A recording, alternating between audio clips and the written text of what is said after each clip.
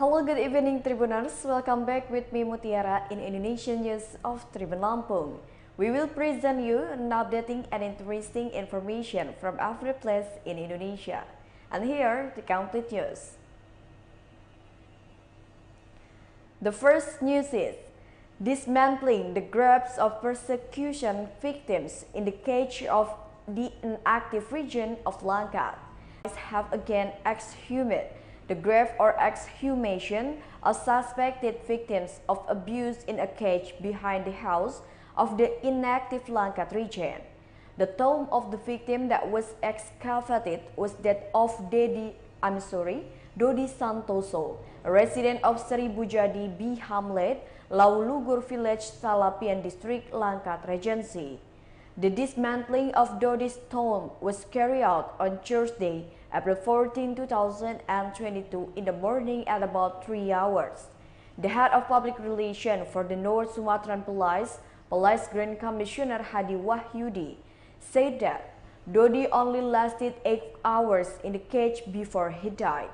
Hadi was imprisoned on the 12th of February 2018.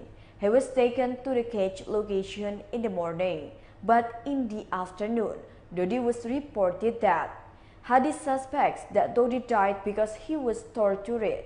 However, for certainty, we are still waiting for an autopsy from the North Sumatra Police Forensic.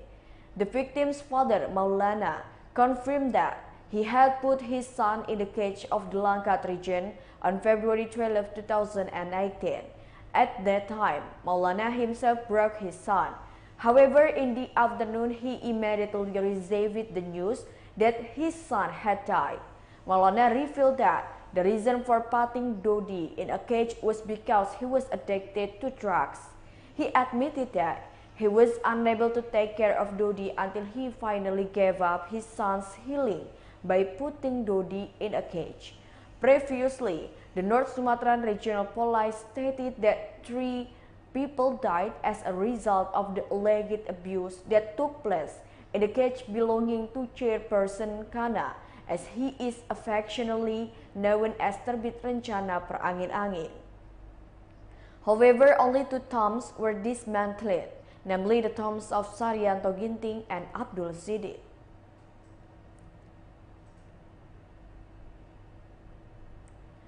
The next news is floods occur in parts of Buyat Village, East Monggondow. Floods hit part of Buyat Village, Kotabunan District, Bolaang Mongondow Timur on Friday, April 15, 2022. The flood occurred because the Boltim area, especially Buyat Village, had been raining since 1:30 p.m. Waters entered some villages at 4:00 p.m. The observation of tribunmanado.co.id are approximately 70 heads of families in the Bubuan housing complex, Buyat Tengah Village, whose houses are still flooded, and also some of the houses in Buyat Satu Village and the Buyat Market. Currently, the Kotabunan Babinsa and Kotabunan Sub-District Police Officer and Sangga di Central Buyat Village are already in the flood area. There were no casualties in this flood disaster. There were material losses.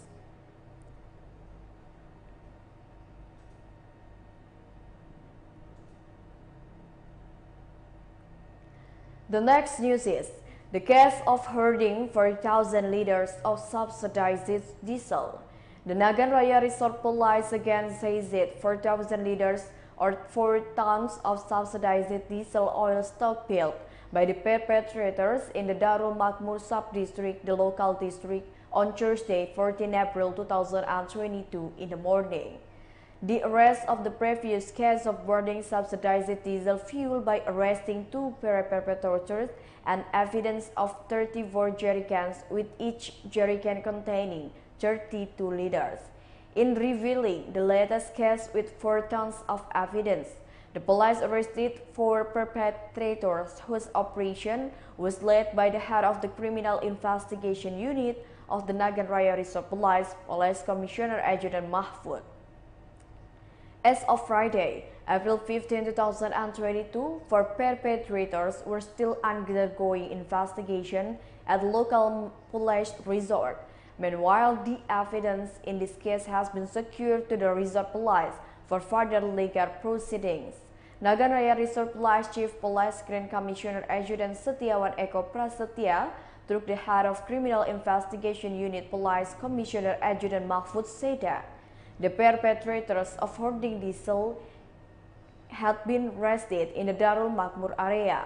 During the operation, the Nagan Raya Resort Police Criminal Investigation Unit secured ES, a resident of Sukaraja, Darul Makmur District, BN, a resident of Gampong Suak, Palembang, Darul Makmur District. Next, the Nagan Raya Resort Police secured MI, a resident of Langkat Village, Darul Makmur District, and AG, a resident of Langkat Village, Darul Makmur District. In addition to securing the 4 perpetrators, said the head of the Criminal Investigation Unit, his party also secured evidence from one dark green Panther car with police number BL1044AA, one black pickup Panther car with the police number BL8427VL, then 3 empty drums measuring 200 liters of oil, 13 empty jerrycans measuring 34 liters, 1 unit L300 black pickup with the license plate number BL1735MB, 1 empty drum measuring 200 liters, as well as 10 empty jerrycans measuring 34 liters, 1 unit of Black Panther pickup with license plate number BL8363ZW, and then the 13 empty jerrycans measuring 34 liters. Furthermore, a black Chevrolet car with license plate number BL8258LZ, 15 empty jerrycans measuring 34 liters and 4,000 liters of 4 tons of subsidized diesel oil.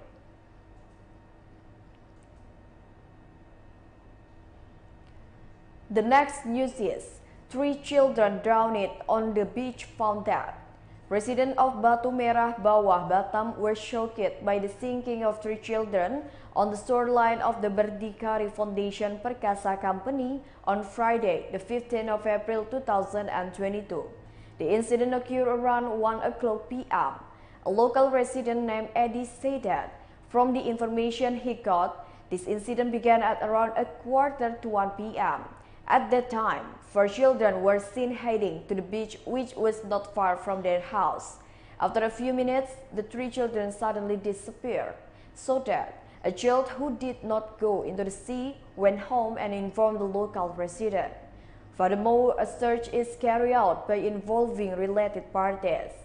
At around 40 minutes past 12 p.m., 2 children were found dead. He continued, sadly, the 2 victims who were found dead were still related. Muhammad Arkano Topazio is a resident of Tiban Lama Sekupang, while Dava is a resident of Batu Merah Atas, Batu Merah Village. Eddie said that before he was found dead, Arkano was visiting Dava's house in Batu Merah Atas. Unexpectedly, it turned out that this was their last meeting before they died. The head of the Batu Ampar Police, Salahuddin, said that the 2 children who were found by residents and the police were immediately handed over to the family. So far, his party is in the process of searching for a 10-year-old child named M. Al-Fati, who has not been found yet.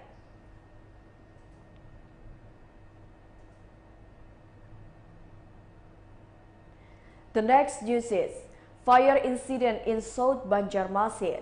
Ahead of breaking the fast on the 14th day of Ramadan, on Friday, the 15th April 2022, a fire broke out in the area of Kelayan Street, Kelayan Timur Village, South Banjarmasin. The information was first received from a WhatsApp emergency message at around 5 o'clock p.m. From the description of the information provided, the area where the fire was located is also called the Haur Kuning area. Ahmad, one of the emergency volunteers, informed the resident at the location of the fire to ask for help. Until this news was published, reporters from banjarmasinpost.co.id were still trying to dig up information at the location of the fire.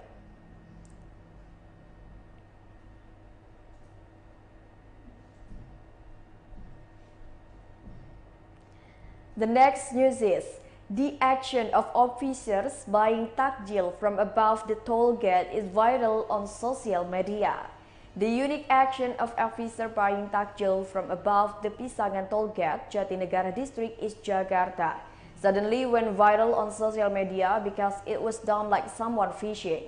In the video entitled "By Takjil in the Sky," he wrote a narration with the ordering flow, lower the fishing rod with the case bait, target the food menu. The reason is that in the 19-second video, officers buy takjil by fishing using a rope to traders on the Panjaitan Street, Jatinegara District. The officer tied the rope with the goodie bag as a container for the goods order to be lowered slowly from the top of the toll gate until it was finally accepted by the merchant. In the goodie bag was already present money to pay for the order, so that traders simply take money and enter the order menu to be weighed down by toll officers. A coconut ice trader, Saputra, said that the action of luring Pisangan toll gate officers to buy takjil was carried out since the beginning of Ramadan 1443 Hijriah.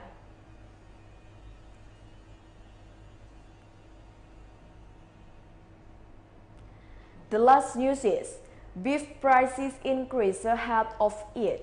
The price of beef in the East Belitung market began to creep up until the second week of Ramadan.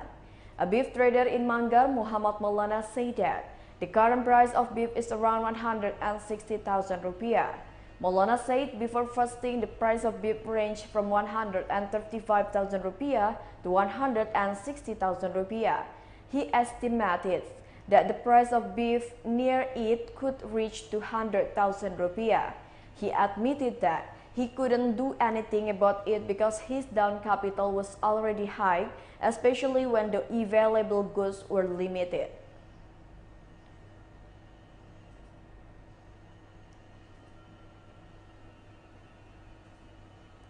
Well, I think that's all the news for today with me, Mutiara. Thank you for watching and have a nice day.